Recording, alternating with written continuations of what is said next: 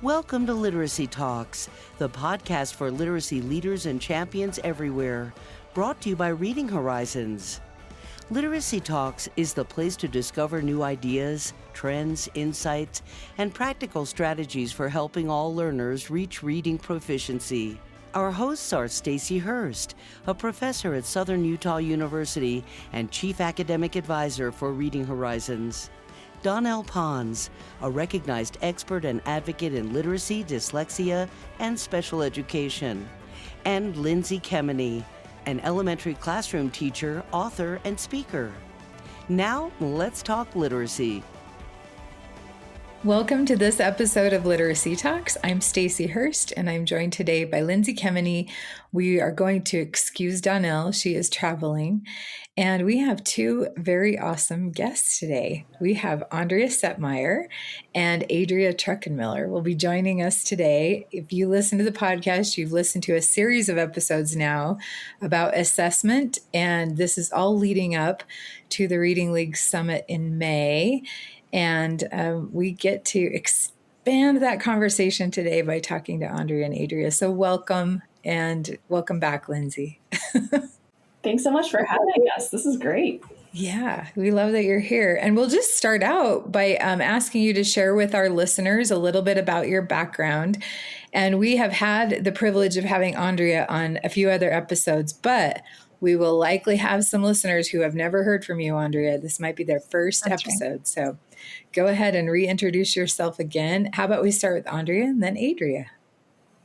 Great. I'm so excited to be back. And my literacy journey is as a school psychologist. That's how I came into this work. And I had a really fantastic training experience and felt like I was really grounded in research and knew a lot about assessment, and then went and worked in schools and felt like I was speaking a different language than the types of assessment and the types of data that the teachers I was working with were interested in. And so it was really a challenging experience to try to find common ground.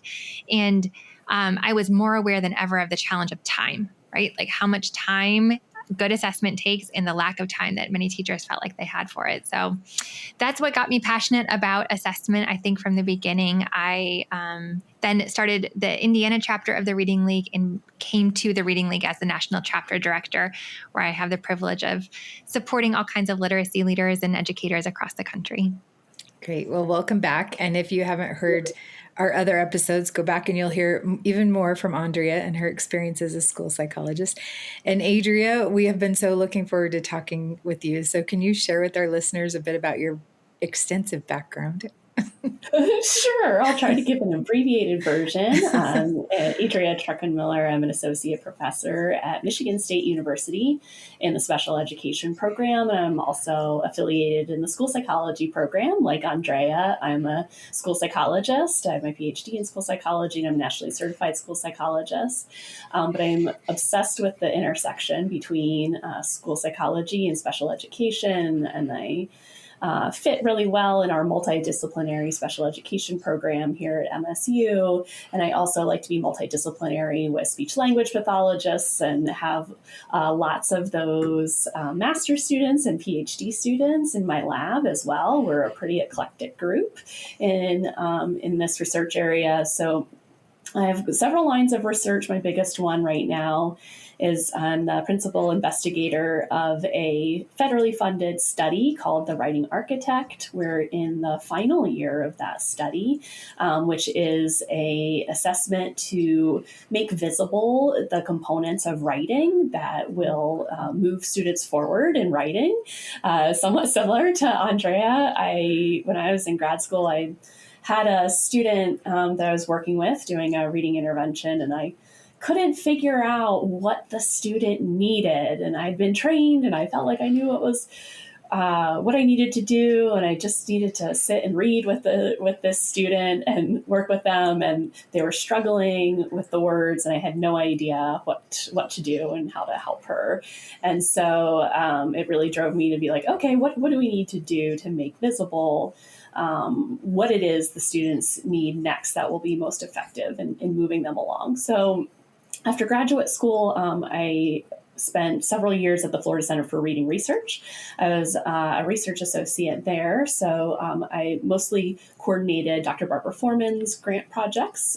There's a interesting recording with the Reading League on that one, and then I came to and then I directed statewide assessment while I was in Florida. Also did a little bit of work with Mississippi back in 2013. I worked for the Regional Education Laboratory Southeast. And so we were consulting with them when they first started their reading planning, and they needed to know what assessments to use. So I came over and helped talk with the excellent group there to work with that. And then came to Michigan State in 2016.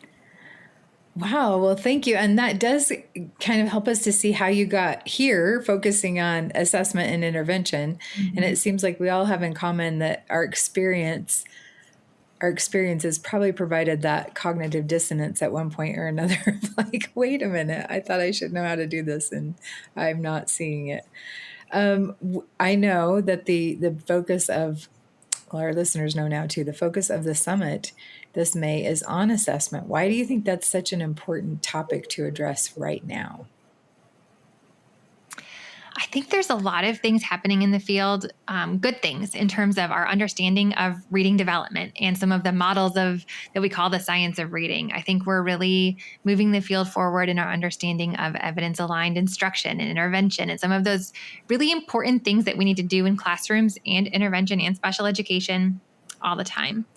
But I'm still seeing a disconnect in terms of our understanding of assessment. So we're mandating things that serve similar purposes to what we're already doing in schools, as an example, or we are using the wrong data point on a report to make a decision. There's still a lack of understanding of some of those basic principles of really good quality evidence-aligned assessment. And I'm really hopeful that the summit and a focus on assessment this year will help us catch up in our understanding of assessment so that we can move our instruction even more quickly. Yeah, that's great. Very important. Adrea, how would you answer that question? Yeah, it's been fun, quote unquote, in the last year or two to see people come ask these really good questions. So I get principals and literacy coaches and state leads coming to ask these questions of which data points really are the most important to look at.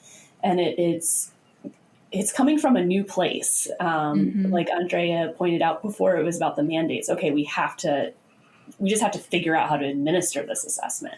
And so just figuring out how to do that, administer the assessments, was a big lift for many places. And so now people have been administering assessments for a while, and they want to appropriately reduce the time spent in assessment. And so need to understand more deeply and want to know which ones they can use more effectively.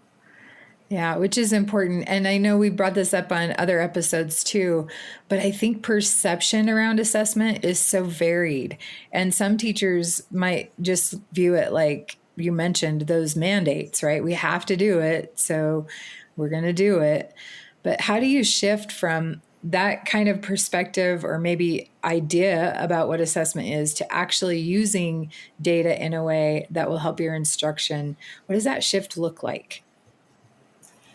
It's been interesting watching it. When I was in Florida, I was lucky enough to run around the state and sit in on a lot of data team meetings. And so that was really eye-opening to understand how so many different people come to the table, right? They're all sitting at the same conference room table, looking at assessment, and what are they looking at? To Andrea's point, which data points are they looking at? And some people, we all have our own trainings. So some of us have been trained. A lot of people in the education field have been trained in informal type inventories. And so come at it from a perspective of what's the text level for the student, and they're zeroed in on that piece of information. Whereas like in my training, I was trained in CBM, curriculum-based measures. So I would zero in on that data. But then when I went to Florida Center for Reading Research, we were working on computer adaptive assessments, brand new, really cutting edge computer adaptive assessments. And my eyes were open to the strengths that those could bring and what those could actually do. So it's understanding everybody comes from their own knowledge base, and having a team approach, I think, is key to that shift from compliance exercise to practice. So it's very exciting in schools to see having the literacy specialist and then the literacy coach and then the principal and then the gen ed teacher, everybody, and the school psychologist and the speech language pathologist all bringing their expertise. And something that I've been really excited about is empowering each other to understand the other person's role and expertise that they bring to this and what they see. So it was a lot of working to come to a team perspective instead of like a top down, I'm the principal and I need this kind of information. And once I have that, you do whatever you want with the rest of the information. But it's now more about empowering the team to do something that will move the students' outcomes. And I think having that empowering perspective is key. That really does portray empowerment, as you're talking about all those people being involved with assessment in the same way. And Lindsay, you and I have talked about this a lot, but how is your perspective of assessment? Lindsay, you're in the trenches with this. How would you say, based on what Adrea and Andrea just shared, what's your lived experience? Mm-hmm. Well, yeah, I've had a big shift myself with assessment, where the first thing was just really understanding the purpose. And it's not like a gotcha. And it's not like, oh, this teacher's better than this teacher, or this class is doing better. It's all about like support and how we can help the students better. And I think, I can think back to myself not really understanding, like, and hearing other like little rumblings about like how terrible this certain assessment is. Like, why in the world are we doing nonsense words? And then you're kind of like, yeah, that's true. I want them to read real words, and you get kind of caught up until now. Like, I feel like I have a lot of clarity, not about everything with assessment, but like with certain aspects, like the nonsense words. I totally understand why we're doing that. So I know the purpose. And then it's learning how. So understanding the purpose is like kind of, I guess would be, I would think, the first thing, but then it's knowing what and how to use the data. And if we don't do anything with the data, then there was no point to give the assessment. So don't make it a waste of time, but use that data. And that's something I think that, can take a little time to learn. And then everyone was kind of mentioning we all come at it with different backgrounds. Some teachers have had really negative experiences where they might have had administration or something, or just like making them feel really bad about data, And so I think it's a whole nother thing to learn how to separate yourself from the data, not to take it personally, and truly use it to move your students forward.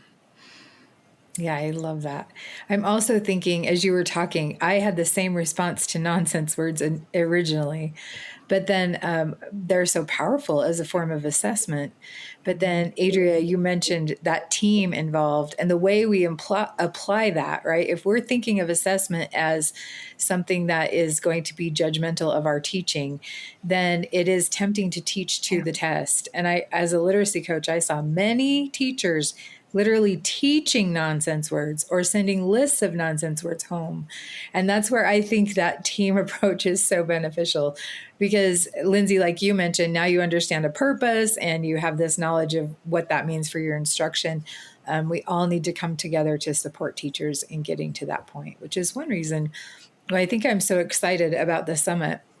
And Adrea, you mentioned screeners, which I think most states have a mandate around literacy screeners at this point. And in your one of your responses, you mentioned different types of screeners. Could you kind of just tell us about what types of screeners and maybe their limitations and benefits, and what are you seeing most in application? Yeah, what a great question. We've been trying to label assessments and what they're doing, and using different terms, and all trying to come up with what's the best terms for different types of assessment. And it's been a wrestling match to try to figure out what makes it clearest. And my goal is always what makes it most effective in their functioning. So one of the ways we've described it, based on working really closely with a school district that asked us, they're like, hey, we've been administering these 3 different types of screening assessments for a long time now. And we get these 3 pieces of data, and we all sit down and look at them. And we want to make sure we're looking at the things that make the most sense. Can you help us? And I was like, wow, you're using 3 different screeners. That's a lot. But working with them made me understand why. It's very logical why they were using 3 different screeners. And they kind of fall into 3 categories that we then defined. So this school and many schools, they used a curriculum-based measure. There's a whole bunch of curriculum-based measures out there: Doubles, Acadians, Bassbridge, Easy CBM, a whole slew of them. But they all are pretty similar in concept, in that they're measuring oral reading fluency, for example, at 3rd grade, or word reading fluency at 1st grade. And so they're a measure of decoding, and they're pretty sensitive in those early grade levels of picking up, especially word reading difficulties, which we need to pick up earlier. And so they do a good job of picking that up. They're also brief. But a lot of people were complaining that administering a curriculum-based measurement was adding time to assessment. And that's kind of contradictory to how we think about curriculum-based measures. We're like, what do you mean it's adding time to assessment? They're the briefest ones out there. But what we didn't realize, and what we came to realize, is that was the new kid on the block. The curriculum-based measure was the new kid on the block. They had been administering 2 other assessment types already to every single student. And so the other 2 types that they had been administering to every single student were computer adaptive test.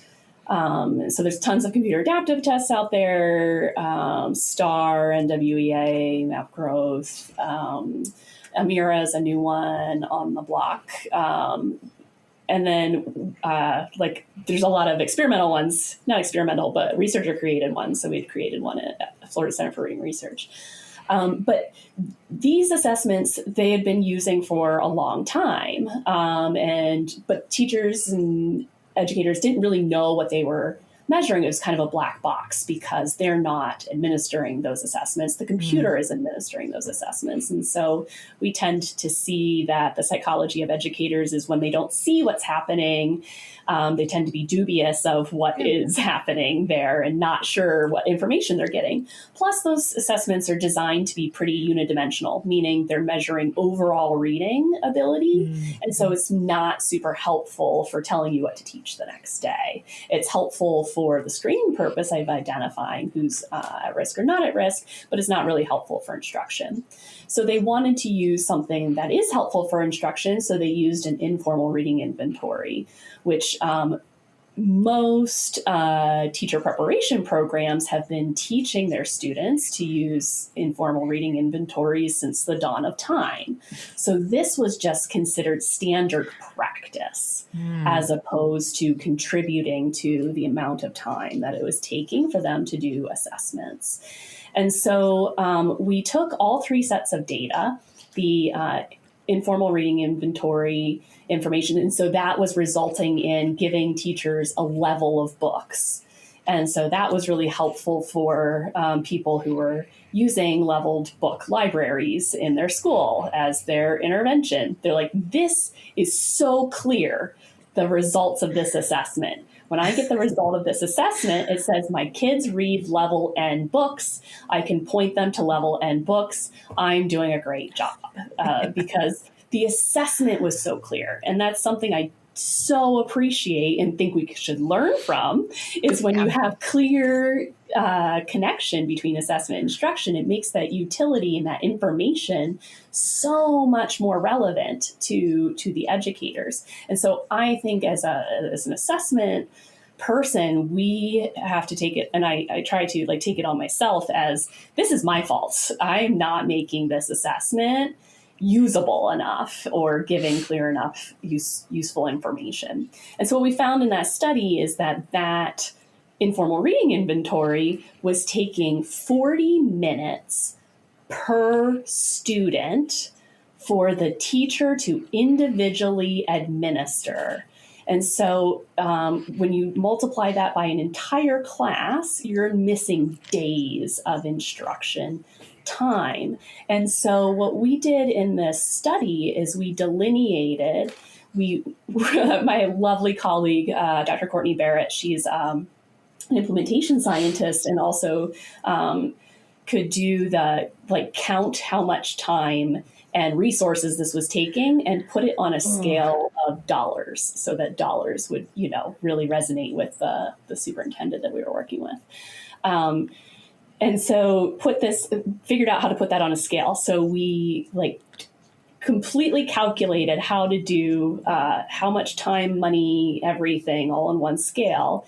The computer adaptive assessment was taking, the CBM was taking, and the informal reading inventory was taking. And then we looked at the the accuracy of each of those three and the accuracy of the three of them in combination. And what we found was that the computer adaptive assessment and the CBM were giving actually kind of poor accuracy by themselves. But when you put them together and we changed the cut point to be more responsive to that local school district, we got the best accuracy. We got really high accuracy by combining the two of them together. But then the informal reading inventory, not only was it not accurate and it didn't contribute any information above and beyond the CBM and the computer adaptive assessment, it was 4 times as expensive in time and resources. And so super compelling information. Yeah. So that was kind of answering the time issue and the accuracy issue. I think another important, I've been talking for too long, but one last really important thing that we learned and fits with what we know from other research is that no assessment can do all things really well. So the curriculum-based measures we're finding do a really nice job of measuring decoding fluency, especially in those up until grade 4. And then for those kids who are still not fluent after that, that CBM does that really well. But it doesn't do as well with the language comprehension component of the rope, of Scarborough's rope. And so computer adaptive assessment, on the other hand, does a really good job of the language comprehension and reading comprehension component and does much better job than curriculum-based measures. And so that's where, in an ideal world, we would have some type of CBM that would capture that decoding piece. And you can capture decoding with a computer adaptive as well. But the best ones right now are the CBMs for decoding. And then the best ones for language comprehension, reading comprehension are the computer adaptive. So you answered my question then, because right when you said those two combined were most accurate, I'm like, why? Why combined were they? And that explains it, that we have measures of both. And I actually, at points when you were talking about informal reading inventories, Lindsay and I were totally trained in those. And I agree, there was something very comforting about the systemic nature of that, right? And I had a whole plan in my first grade classroom. I will just do a quick, yes, I'm going to say the R word, running record every day on one of my students in my group. And when they get 3 at 95% or higher, then I can move them to the next level. Parents understand A, B, C, D, E, F, G. But then it very quickly unraveled, right? When you want to really get those reading outcomes from your students. So I think what I'm hearing you say too is no system is perfect at this point. But and I will say too, I learned a lot from being able to analyze a student's reading. And no, the miscue analysis is not the way to go with it. But once you learn more about what goes into the brain when we're learning to read, you can start to identify those places with students, right? Andrea, what do you think is an outcome of having all of these assessments? And Adrea, you mentioned some teachers were just giving it as course of nature. Like, this is what we do, those informal reading inventories, which did take forever. Yeah. But Andrea, what can be the result of that when schools are using so many assessments and really just kind of, is there a system to how they look at them? It really devalues, I think, teachers' experiences and their time, right? If they're spending so much time administering assessments, I've seen teachers have to spend a lot of their time inputting scores into a spreadsheet so somebody else can see it. Like, those are all things that are very costly from a time perspective. And so then when I hear, or sometimes there's a mandate, right? In the state that I'm in, we had a mandate to administer a spelling inventory, a spelling test to kindergarten students to screen for dyslexia. It was part of our mandated dyslexia screener in the first 60 days of kindergarten. And if you've ever taught kindergarten, you know that those they're all dyslexic about letter names and letter sounds, and they're not spelling very accurately yet. So our entire kindergarten across the district, the average score was 0, which is not helpful from a screening perspective to find out who's at risk and who's not. And so thinking about being really intentional about listening to teachers, listening to the people closest to the work, about what data they're using and why. I love Lindsay's point about getting really clear about the purpose at the district level. Somebody needs to own making decisions about the purposes, making sure that all of the purposes are covered, but not duplicated. And then I just also want to lift up Adria's work.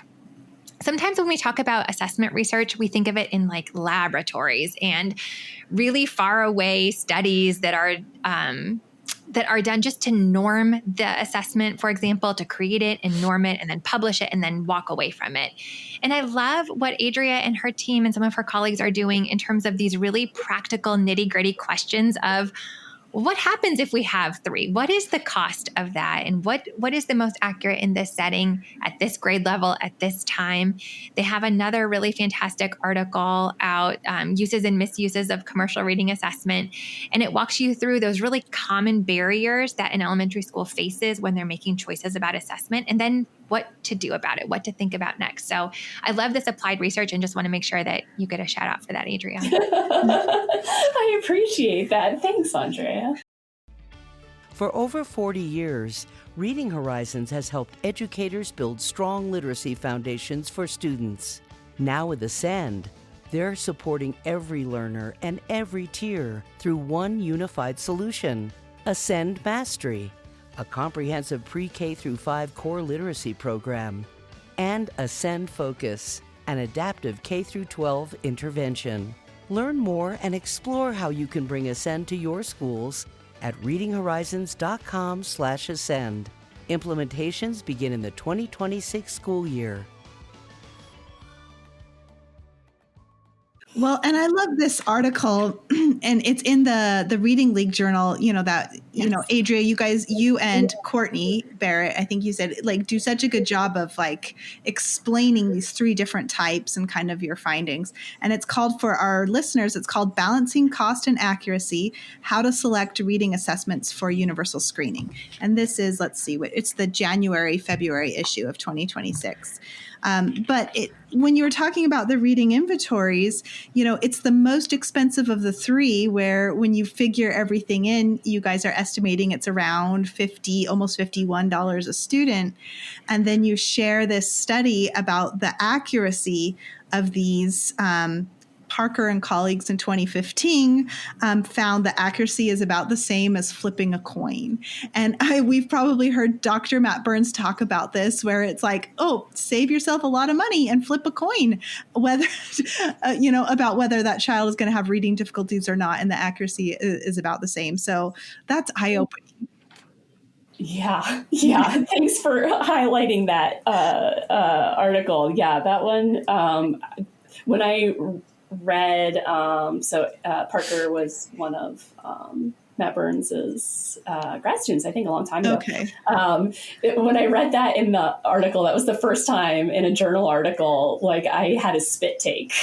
I would write that in an article, but it's really much more compelling that way. So yeah, thanks for bringing up the Reading League Journal issue. That was the study that I just described. So, but like how heartbreaking that we're wasting all this time. I did it too. I did those too, taking 40 minutes a student and then having the accuracy level so low. It's definitely something we want to de-implement. Yeah. Yes. And that was the exciting thing about this school. As soon as we showed them the results, they dropped it that day. Like it was amazing. Really impressive because usually de-implementation is a process. But I'm kind of curious. I'm going to turn the table on both of you, especially Stacy, you earlier said about, using those reading inventories. One of the things that I struggle with capturing is it's providing teachers with lots of useful information. Listening to a child read, you're getting implicitly and explicitly, depending on your growth and your knowledge across time about how students develop their reading, you're getting a ton of information out of that. I think, some of the oldest studies that were conducted on curriculum-based measurement, when they talked about how effective curriculum-based measurement was in doing this progress monitoring, I think the effectiveness really in those studies was that the teachers were listening to their kids read more regularly and listening to individual students read. And, intuitively, you are such an expert in figuring out what that kid needs next. And I think that mechanism, I can't quantify that mechanism, and I can't quantify that information that you're getting and what you're doing. So anything you all can do to bottle what it is, your magic sauce. And I think, Lindsay, you're doing that in your books, and Stacy, you're doing this in the podcast and other dissemination ways, but it'd be really interesting to see how to do that, to replicate that. Yeah, I am trying with my pre-service teachers. I'm teaching at the university level now, undergrad pre-service teachers. And this is what we do, right? I am teaching them from the beginning with CBMs, listening to your students. And I share stories of my lived experience when our state started mandating it. I had a fourth grade teacher come to me and say, every year you kind of imagine that one or two students isn't really reading well, but you don't know. This is really telling. And I think it's a good indicator for teachers who may not have the opportunity to listen to every student. But you're right, there's a lot of information there. Another thing I heard frequently from myself and teachers who gave more of an informal reading inventory, and I'm trying to steer my pre-service teachers in this direction, they would say, oh yeah, their accuracy was like 75, but they understood the story. Their comprehension was fine. Well, now we have things like the simple view of reading to say, we know what they were doing. They were over relying on their language comprehension. Yeah. So it kind of helps explain those things that we just kind of dismissed. But I do tell my students, whenever you listen to a student read, you will notice patterns. You will notice things that they need, and put it in the perspective, going back to what Lindsay was saying about purpose, of how the brain learns how to read, what goes into that. And then when you have the right lens, I think it's a little bit easier to contain and apply. Lindsay, what would you say? Yeah, well, let me go to Andrea first, because I think, Andrea, you had something you wanted to say. Yes? I just wanted to add on that I'm so glad we're talking about the value of listening to students read aloud. At the summit, Dr. Mark Shin is going to talk about that in terms of oral reading fluency in that really quick 1-minute piece, because yes, the score is valid and reliable for decision making, and it's important to calculate. but there's an added value to it. And so I'm really glad that this conversation is going in that direction, that we want to affirm a knowledgeable listener listening to a student read aloud and making those inferences about what instructional moves to take next. Yeah. And I'm a huge advocate of the teacher doing the testing and the progress monitoring because of this. Yep. And even myself, well, I feel like when someone else is doing it, and I get that it takes time and training to train the teachers or whoever's giving the assessment, but I feel like when we take it away from the teachers, there's a little bit of this mental checkout. Do you know what I mean? You're not quite invested in the results and using the assessment, but the results of the assessment. But I experienced that where I remember sitting and listening to one of my students doing the phoneme segmentation, and I was really surprised with so many of our consonant clusters or blends that he missed, where overall, I think this is when I was teaching kindergarten, he still ended up, I can't remember if it was green or blue, but myself, I was like, oh my gosh, we've got to work on that. Do you know what I mean? And to me, that was an example of why it was so valuable for me to give that assessment, because maybe I wouldn't have, dug in a little deeper because I would have seen, oh, they were blue, but I gave it and I was like, oh, we've got to work on, segmenting blends. But then it also worries me a little bit if I hope that's not the only time the teacher is listening to the student read, right? It's when they give the progress monitoring, because that should be just an ongoing thing. I think the students need that immediate feedback as they're reading aloud. And so hopefully we are including that purposeful practice in our classrooms. Yeah. And Lindsay, I've heard you say this before too. Don't ever take that quantifiable number at face value. Look into it and see what that score represents. And as you were talking, I was thinking about my students give the core phonics survey.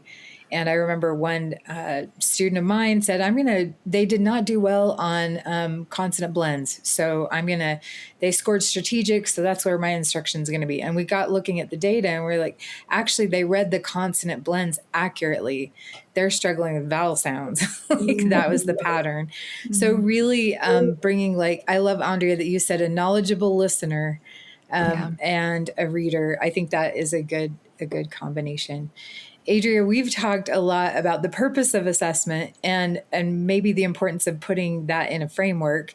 And the MTSS framework is a really good way to communicate, at least for me, to communicate this to my pre-service teachers. So how does assessment fit within that framework? Yeah, great question. So one of the ways that I've tried to simplify and maybe hopefully not oversimplify is thinking about the grain size of what we're measuring, and then therefore the amount of time that we need to put into place. So MTSS as a framework, some people talk about, and I like to point to the public health nature of MTSS came from a public health perspective of, so in public health, we put fluoride in the water as a tier 1 intervention because everybody gets access to it and it helps prevent cavities across the board, but then so to reduce the number of people who need expensive dental procedures at a tier 2 or tier 3 type of intervention. So I like taking that perspective of thinking about MTSS at a school of what do we need to administer to everybody to reduce the number of time-consuming pieces of information that we need from tier 2 and tier 3. So the universal screeners are meant to be brief and everybody gets it. And it's at this larger grain size of measuring overall reading, or it's measuring one aspect of reading that's super predictive at that particular developmental level. So we're getting this low information for a teacher, but the right level, that right grain size of overall reading. And then they have, we then identify kids who are getting what they need from the universal instruction. And so we would go deeper in examining what they need in reading. And so a lot of screeners are starting to do this now that I appreciate, that they have the next grain size, the medium grain size, which is picking up, is it decoding? Is it that decoding strand? Is it that language comprehension strand? Is it both? And so we can pick that up with another assessment that might take a little bit longer, but not as long as some of the other information that we need to get. And then we have this finer grain size of, if that intervention in decoding or language comprehension or both is not working, let's dig really deep and figure out what that student needs. And so we have these much more in-depth assessments. And luckily we have we did a special issue this past year that was published in Intervention in School and Clinic. I guest edited that issue alongside the Reading League Journal editor, Jessica Toste. Her and I guest edited this special issue where we're like, hey, what's the cutting edge in the more fine-grained assessment that's going to give you really good information, detailed information that people are seeking, that could probably replace some of the things that we miss. Like we miss the information that we got from reading comprehension from the informal reading inventories. Well, hey, there's a new assessment out called MOCA. So that's published in that journal issue. We talk about the writing architect, which digs deep into writing. And then we also refer to language comprehension. The cubed assessment has this fine-grained information now that you can get. So I think about it in those three kind of pieces. And then something else that's a little bit more unusual in the way that I think about multi-tiered systems of support and assessment, and that we teach in the master's program here at MSU, is I teach them to not only use the data to inform what instruction happens, but then also to evaluate how well it's going once you implement, say, a new tier 2 intervention, evidence-based tier 2 intervention. So you do everything right. We use the right screener, right, quote unquote, the screener with the most evidence of validity. We use the intervention with the most evidence of effectiveness. But then is it working the way we're implementing it within our context? And how do we figure out what the barriers are to better implementation or how it's working for the groups of students in our class? So we use assessment in that way as a program evaluation. And again, to you all's excellent point, it's not about evaluating teachers, it's more evaluating, we selected these tools, are they working the way they need to in our context? I love that. And that edition is fantastic. I actually heard Jessica mention that at the Reading League coffee chat, and I immediately downloaded the whole thing. I will say I've only skimmed one article, but it is on my list of when I have time. And there are really a lot of really good information. And I think from our conversation today, Adrea, you have demonstrated that research is not boring. It's very applicable. I think the number of listeners who were on their seat when you were talking about the 3 types of assessment and what were the outcomes, right? And that's how the articles read as well. So I recommend, Lindsay already mentioned the Reading League Journal for January, February, but then also we will put a link in the show notes, Adrea, to that issue that you're talking about. Name the journal again. Sure. It's Intervention in School and Clinic. And this is great timing because we had previously published the Writing Architect article in there and didn't pay for it to be open access. So it was behind a paywall. But we found grant money and paid for it to be open access. So it's now open access. Everybody can get it. Yay. That's what I say. I teach at the university level to support my habit of getting research journals without paywalls. You're such a nerd. Maybe I shouldn't mention that. Hopefully my dean isn't listening. But Andrea, I was wondering too, you do a lot of work with schools and systems. What have you seen when all of these things are aligned? The things that Adrea was talking about with the MTSS model, what do you see when district schools, even a state, maybe aligned with all of this? That's such a good question. I mean, just a word of encouragement. It can happen when people really do the work to align their assessment to what they're learning about the science of reading. Good things happen. So I see more students reach reading proficiency sooner, get the targeted intervention support they need earlier. I see that efficient, effective reading happen across districts, across an entire district. I see teachers less frustrated. I see them excited about getting their next data cycle and being able to have really robust conversations about what the data means for their students. And I see school leaders able to make decisions that really align to where their students and teachers and system is at.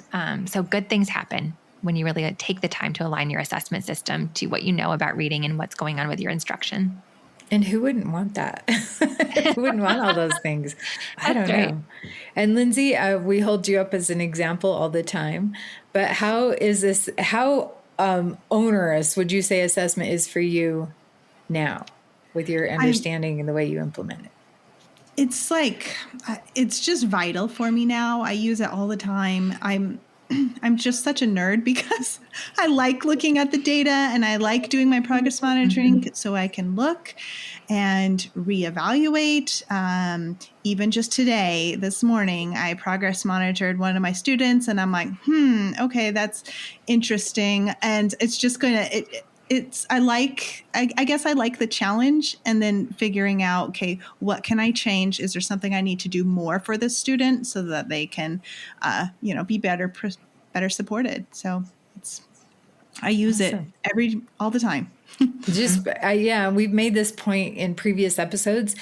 It is very beneficial to think of assessment as part of teaching, not separate from it.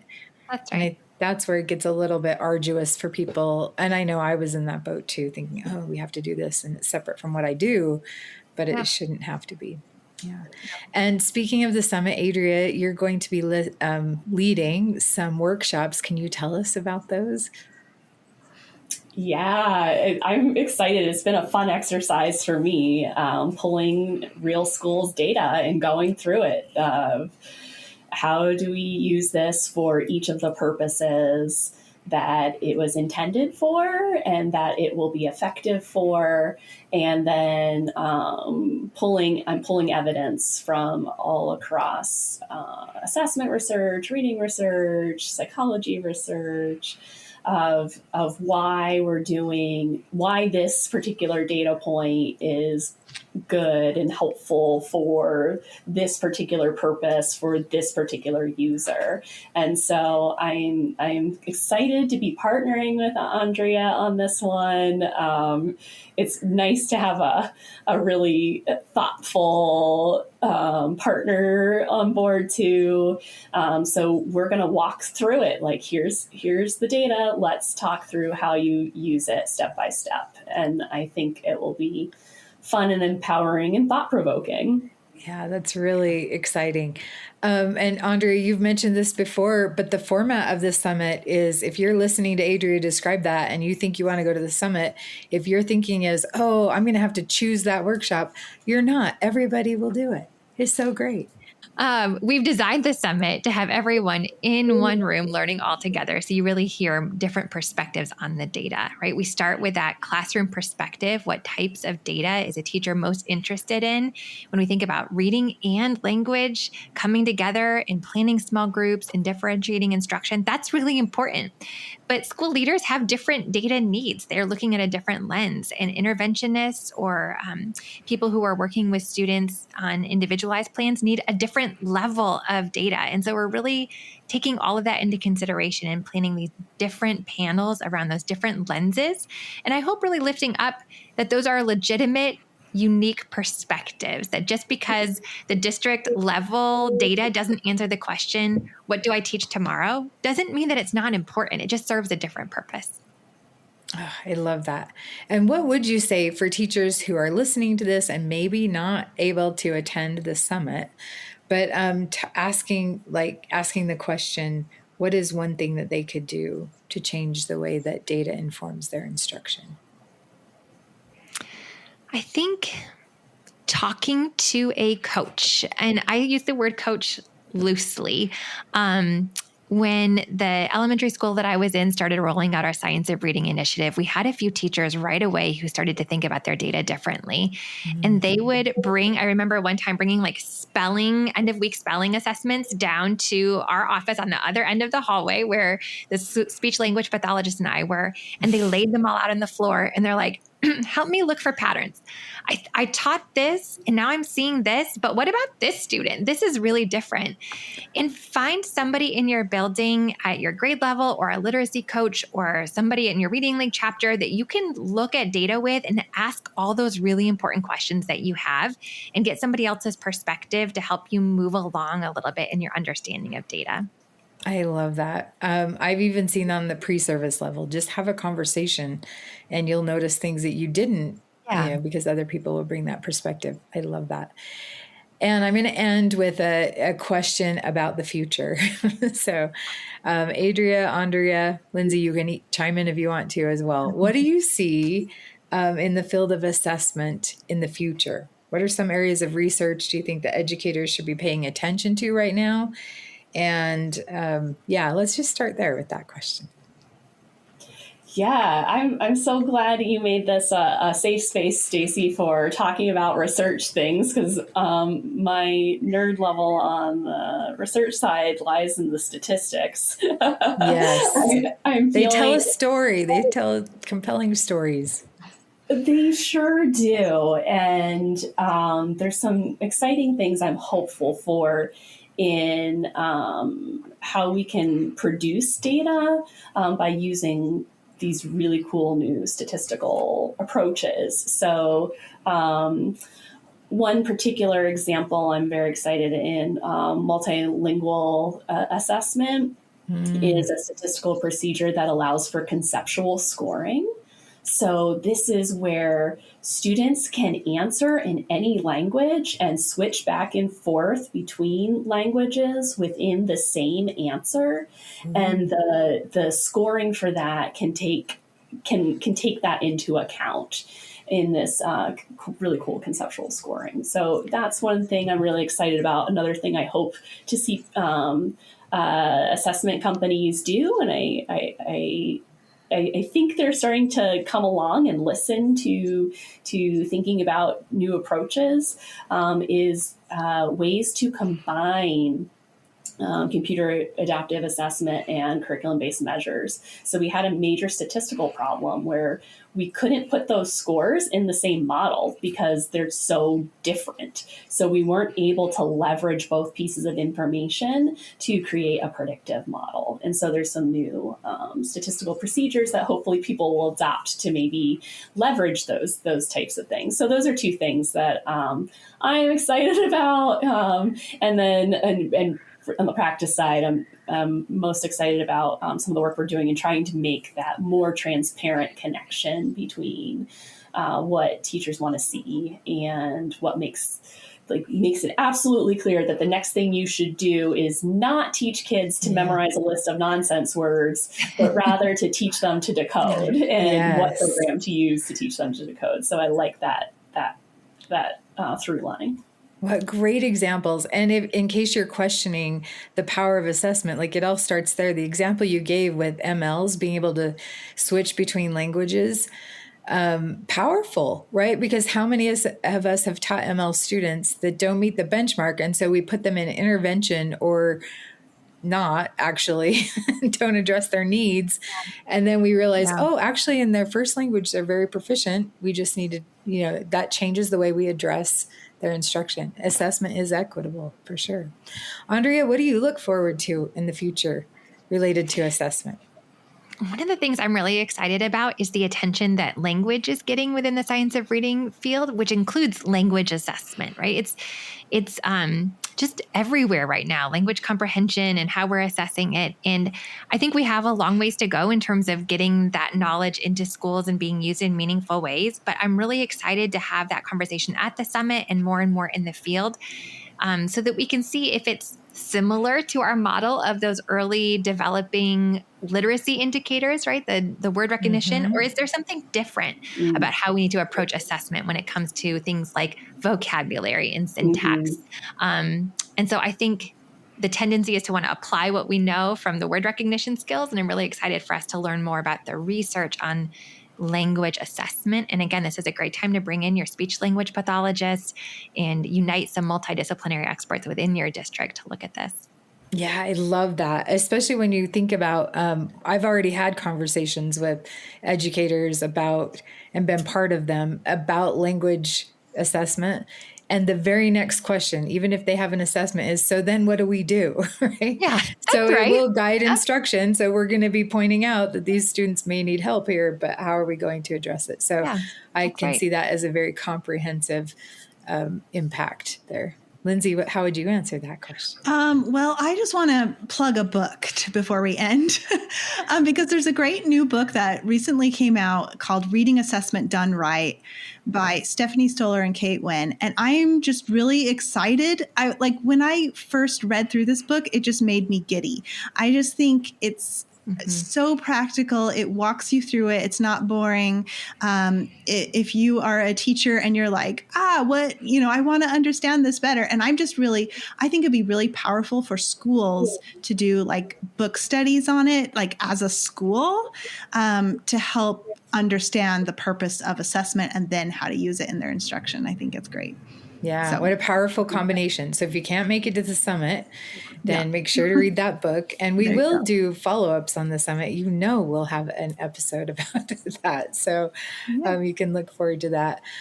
Andrea, Adrea, thank you so much for joining us today. This has been a great conversation that I could actually keep talking about. Lindsay, you probably could too, but we do have parameters within our episodes. So thank you for joining us. I'm looking forward to the summit in May. If you are listening and you're still interested in going, see if you can make it. I just converted somebody to come just last week, actually, and she's going to bring data and we're going to work through it together. So I'm so excited. That's the best way to learn. I love that, Stacey. I know. And I am in a position now where I actually kind of have to beg people for data, right? Because I'm not in a school, but it's fun. My students do generate data that we look at. So there's that. I'll be looking forward to applying that in all kinds of settings. So, and Adrea, we look forward to your future research and the outcomes for that. I know we'll be waiting with bated breath about that. Well, thank you so much for having us. It was really fun and I learned a lot. Yeah, thank you. Likewise. And to our listeners, thank you for joining us. And we hope you'll join us on future episodes of Literacy Talks. Thanks for joining us today. Literacy Talks comes to you from Reading Horizons, where literacy momentum begins. Visit readinghorizons.com/literacy talks to access episodes and resources to support your journey in the science of reading.